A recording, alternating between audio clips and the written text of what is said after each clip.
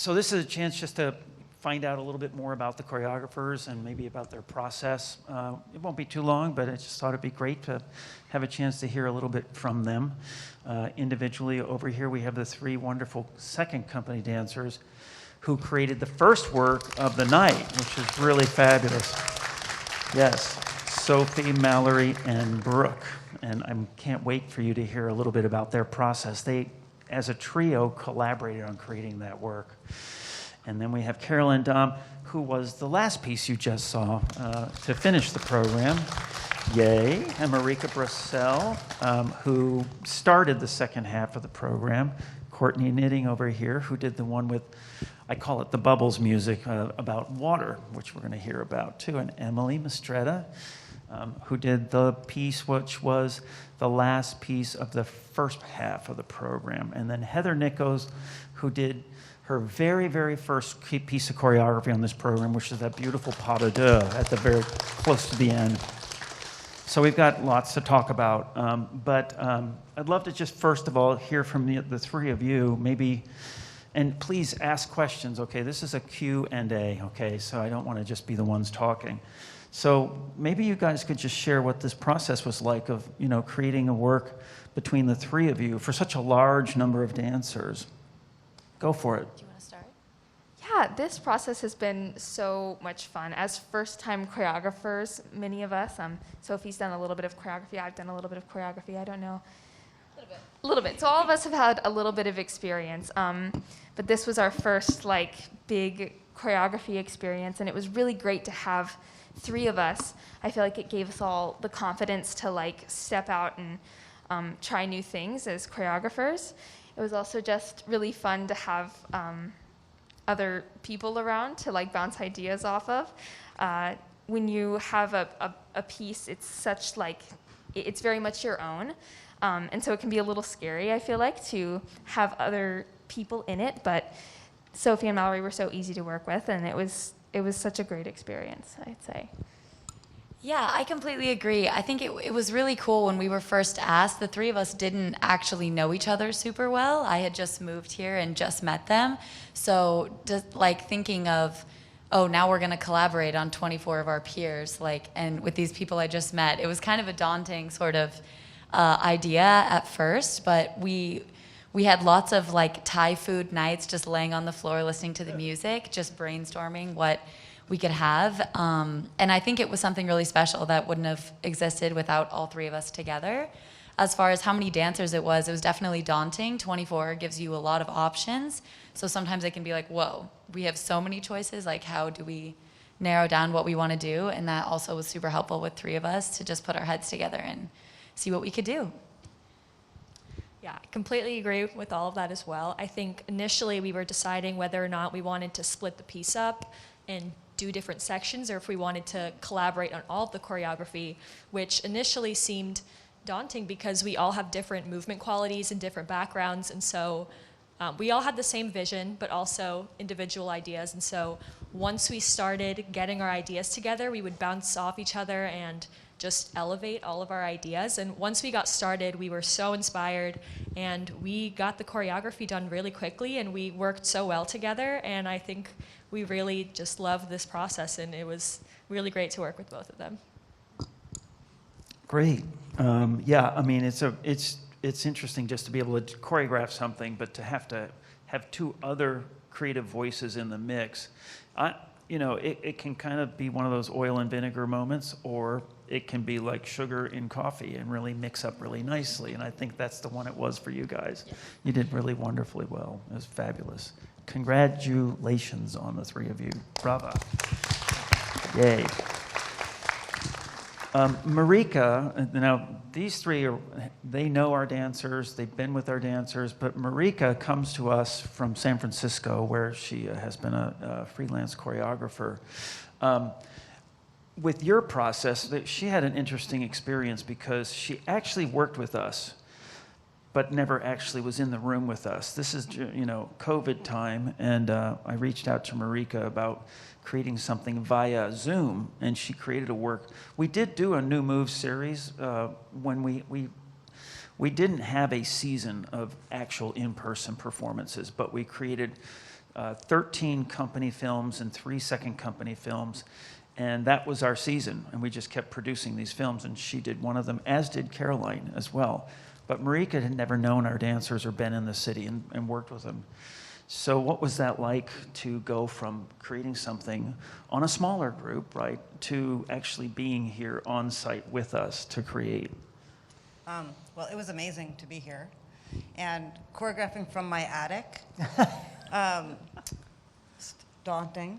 It was super challenging, but it was also, and I was thinking about this, how it was really just like a bright light for me during a really dark time to wake up every morning, for 2 weeks and know I was going to get to work with really spectacular dancers.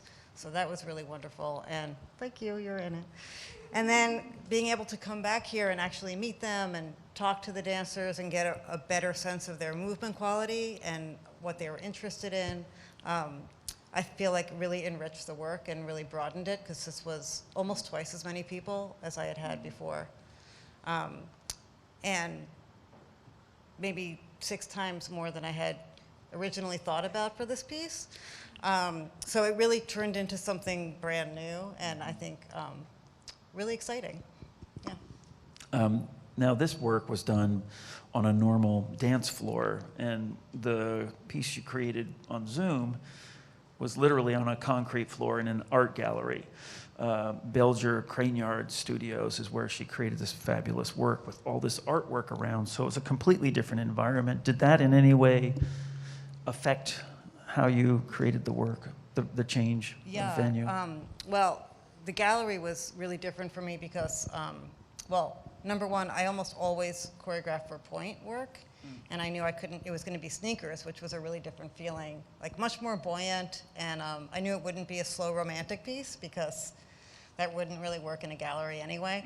And I tried to, well, you were fortunate, well, I was fortunate that you showed me the gallery virtually, and so I got a sense of what it was going to look like, and I really felt like I was there, and I have now been there, and it did really feel, it didn't feel strange to me at all. I was like, oh, I've been here. And so I tried to get inspiration from the exhibitions they were going to have, and their work is, I really love the work that was there, and it was bright and beautiful and so different from my attic that I was very inspired to have the work there. I mean, I think your attic looked pretty good, It's pretty from cool. what I could tell. It's not bad. I mean, I'm really lucky that I had a special room to Right. teach from and choreograph from. Right, Used that to be our helps. guest room. Oh, Yeah. okay. You just had a lot of other guests in the room, and that's dancers. That's right. I had 7 dancers, right. and pretty- Emily, I was curious about your work. Emily has created many works for us in the New Moves series. Her work prior to this was actually originally created for New Moves in 2020, when we shut down a week before we did the production. And it wound up being featured on our very first production we did with a real audience, which was at Starlight in late May. I think it was late May that would be last year now. So this is the thing about Emily that's really interesting is to watch her create different works year after year, and to see, just like anyone out there who's an artist, to see how you're experimenting and exploring and trying to find another way to communicate. What came to you with this really unusual work for you? And also this, we talked about this, about she created a vocabulary, which was a conversational vocabulary that she had between the 5 women in the work. Could you explain how you came up with all that? Where do I start? I think a lot of times things just kind of fall into place for me. I don't really know how, or like inspiration strikes like at the last second, and then it ties the whole piece together. But I didn't know what I wanted to do, and then I just started first with establishing I was going to do all women, an all women's piece. And then it kind of grew from there. Like the idea, like the more I was working on the piece, the more the ideas came. Like I wanted all of a sudden this like vintage look to the ladies. and then I wanted the movement to be very different than that. And I wanted the music to also fight all of those elements too.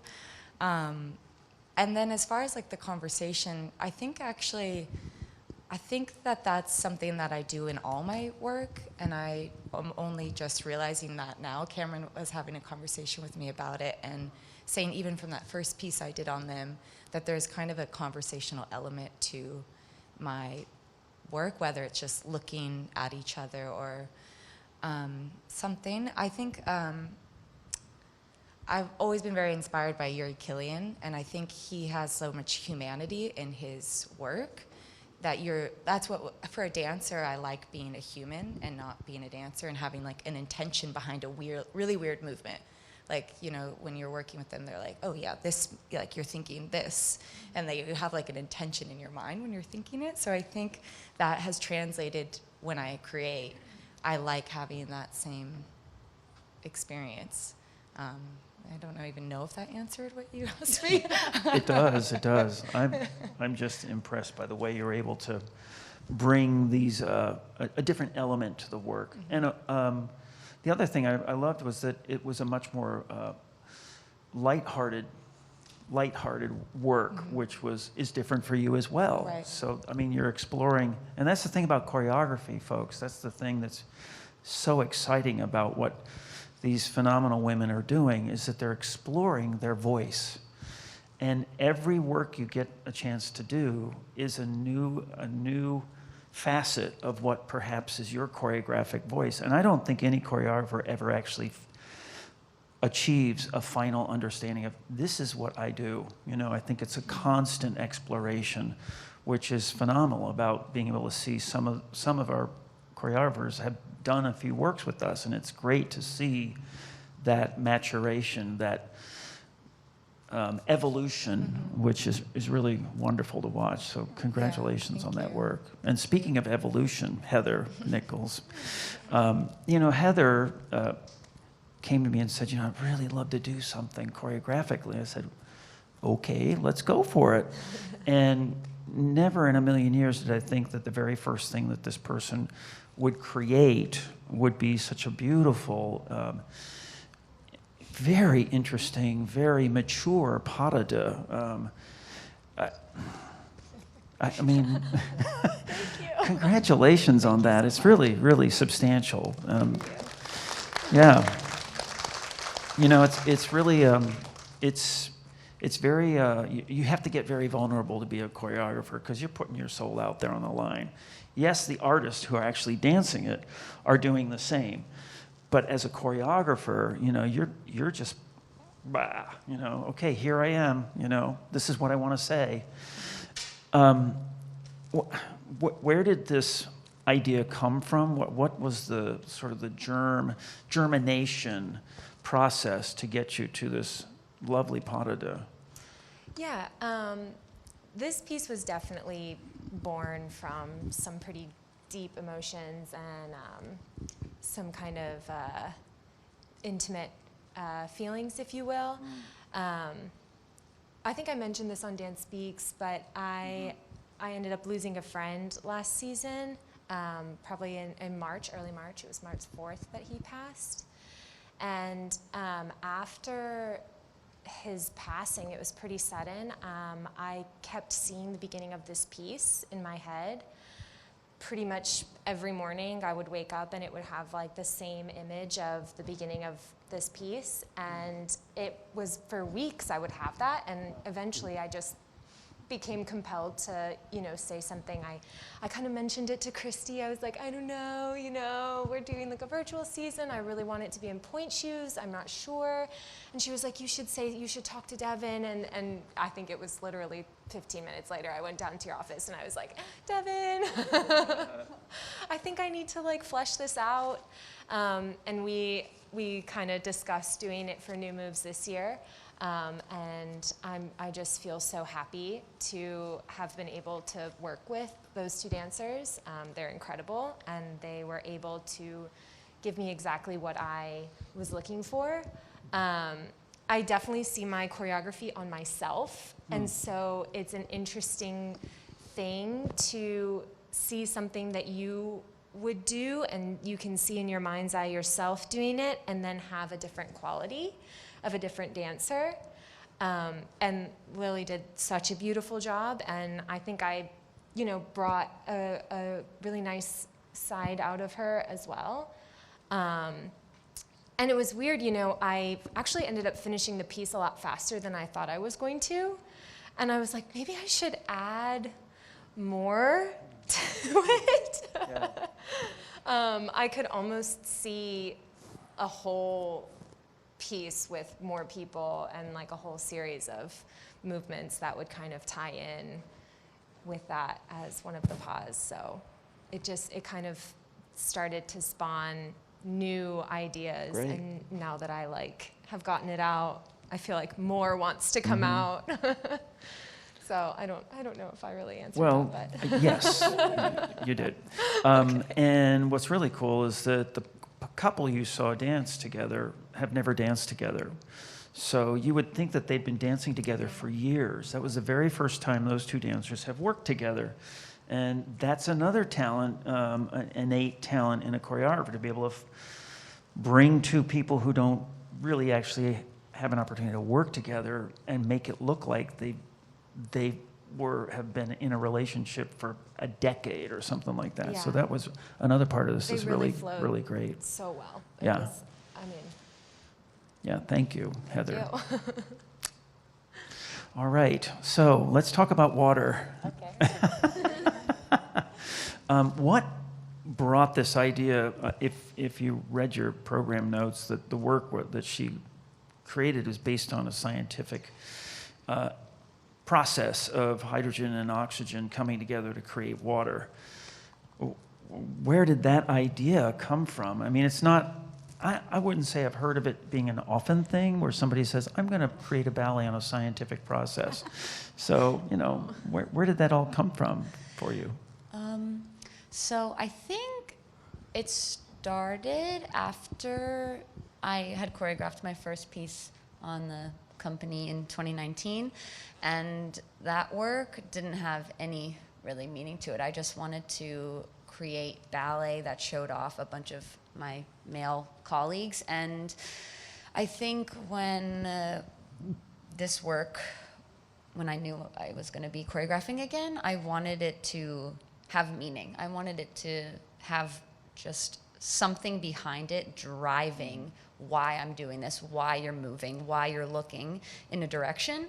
And at the time, I was just, having a family dinner with my family, and I was like, guys, I know I want to use this music, but I don't know how it ties in. And funny enough, like you said, the bubble music was the first music that I had picked. And I was like, what does it sound like? And most of my family doesn't dance, so that was good. I was like, what are you interpreting it? Because most of the audience, a lot of times doesn't dance. So I wanted to be relatable to everybody. And my dad was like, well, it sounds like bubbles. It sounds like water. And funny enough, my dad sells water purification systems for a living. So it turned into the conversation of, well, what is water? How is water made? Why is water made?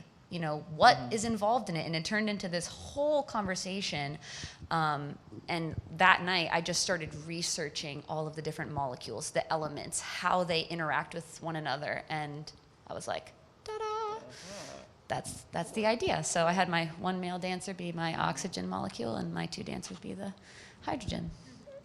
Her work is a pre-COVID work. That's another part of this story for her, which is really interesting because she came to this work before the pandemic had happened, because her work was to be on that 2020 New Moves series. And I'm curious, 2 years of a very difficult time in everybody's lives has gone by.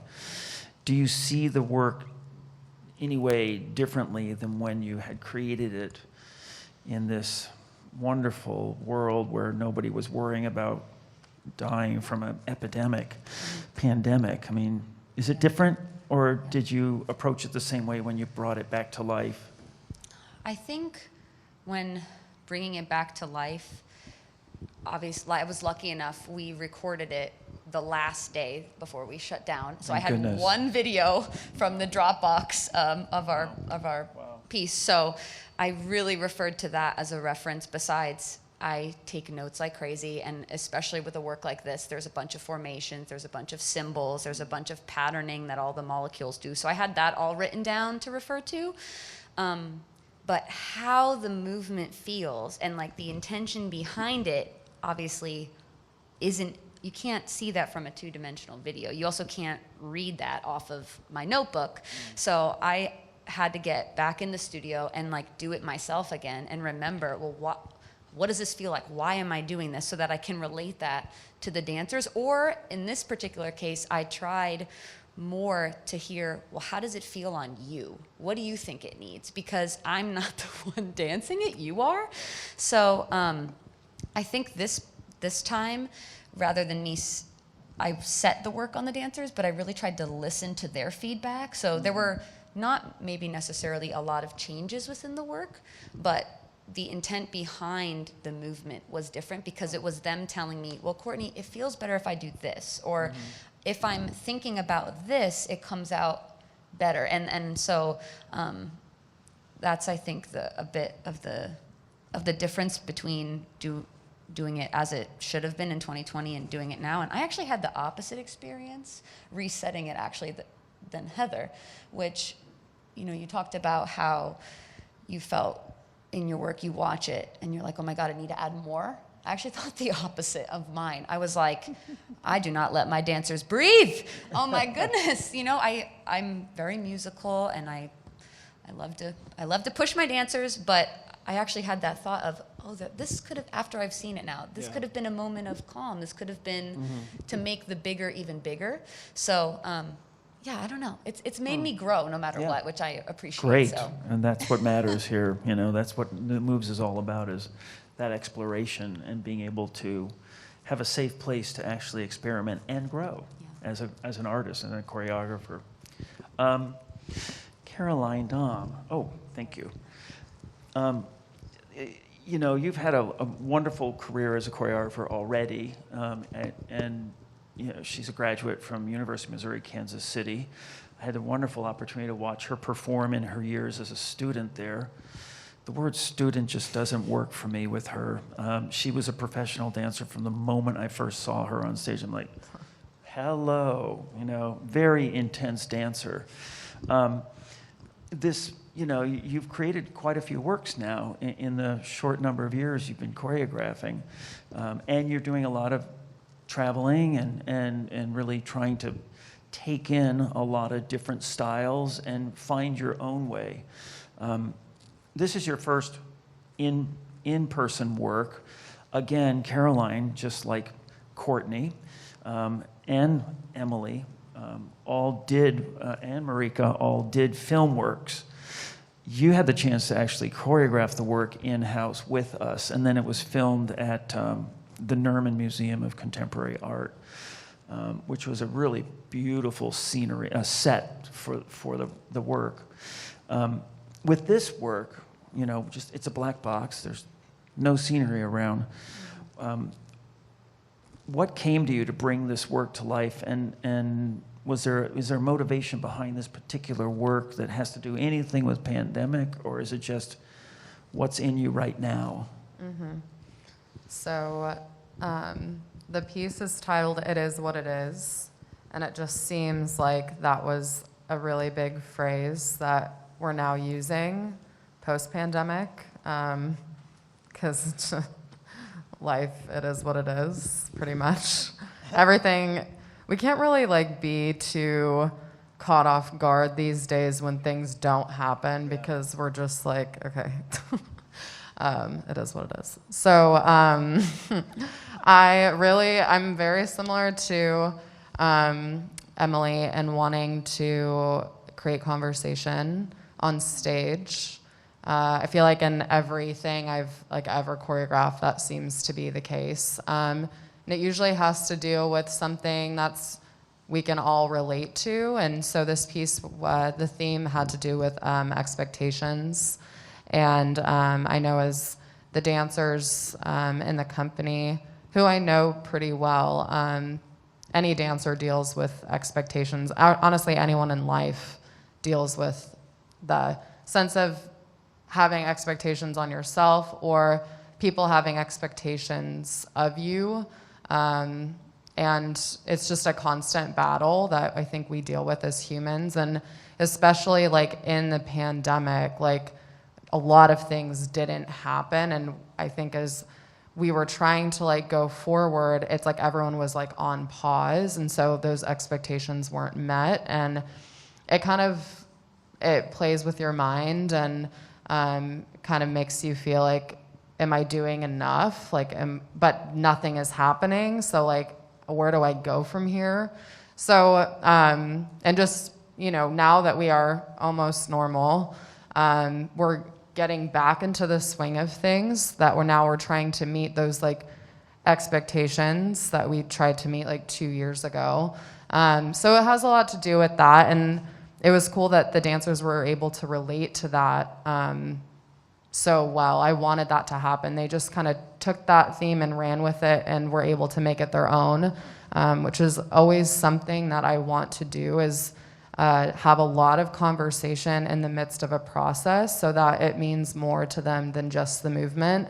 I think it brings out a completely different element of understanding and conveying from the spirit within, rather than just, I'm a technical dancer. Like, I kept telling the dancers, like, you are a professional dancer. You made it. Like, congratulations. You dance for Kansas City Ballet. Like, you're here. And you don't have to worry about it being, like, you being perfect right now, because this movement style was already it was a different quality to them in some ways that I just wanted them to explore that more than anything. And I think as ballet dancers, that, like, sense of, like, I have to be perfect is real, because there's consistency that ballet dancers have to do, like any dancers or anyone who has a job. But I really wanted this to be a time to explore for them, their own bodies and their own physical awareness and their own sensation. So, yeah, I have to say there's a couple of moments in the work I don't recognize the dancers. The things that you have got them to do is really interesting. I mean, it's really like, wow, I didn't know that person could do that, which is really wonderful about having choreographers work on the dancers of the Kansas City Ballet that may not necessarily work with them all the time, because there's no preconceived expectations of, well, that's the parameters of what that dancer can do. So I think it gives the opportunity for great exploration. Mm-hmm. And I love the fact that you explain a little bit about, like, what you're looking for, and understanding that you're a human here. We're not trying to be perfect. Right. And it's great, that sort of process, which is very contemporary process. I don't think it's like 35, 40 years ago when you do these steps. It's a much more collaborative process, which I love to hear. And I think that's the case for all of you guys. I think you all are very understanding and collaborative with your cast, which has brought together a really fabulous show, frankly. And looking forward to the rest of the run through this weekend. I did want to ask, do any of you, are you having any curiosity? Did we answer all your questions? Oh, we got a question. Yes, speak up.